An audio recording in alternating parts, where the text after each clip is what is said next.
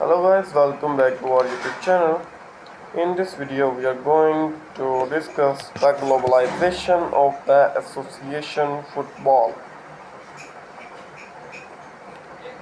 Just give me a second. So the globalization of association football, the need for a single body to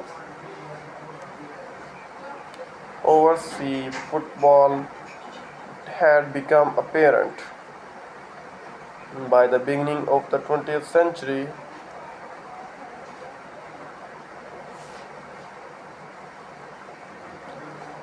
With the increasing popularity of international fixtures, the English Football Association had chaired many discussions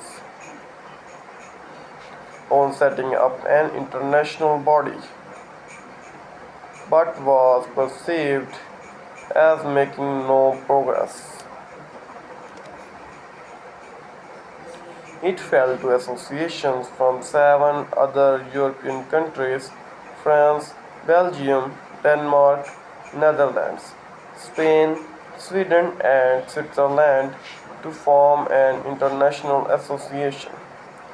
The Fédération Internationale de Football Association, also called FIFA, was founded in Paris on 21 May 1904.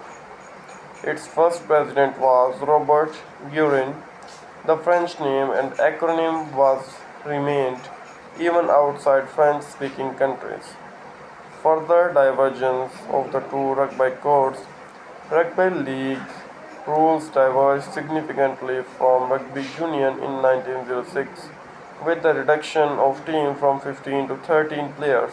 In 1907, a New Zealand professional rugby team toured Australia and Britain, receiving an enthusiastic response, and professional rugby leagues were launched in Australia. The following year, however, the rule of professional games varied from one country to another. The negotiations between various national bodies were required to fix the exact rule for each international match. This situation endured until 1948, when, at the instigation of the French League, the Rugby League International Federation (RLIF) was formed at a meeting in Bordeaux. During the second half of the 20th century, the rules changed further. In 1966, rugby league officials borrowed the American football concept of downs. A team was allowed to retain possession of the ball for 4 tackles. Rugby union retains the original rule that a player who is tackled and brought to the ground must release the ball immediately. The maximum number of tackles was later increased to 6 in 1971, and in rugby league this became known as the 6 tackle rule. With the advent of full-time professionals in the early 1990s, the consequent speeding up of the game, the 5-meter offside distance between the two teams became 10 meters, and the replacement rule was superseded by various interchange rules among other changes.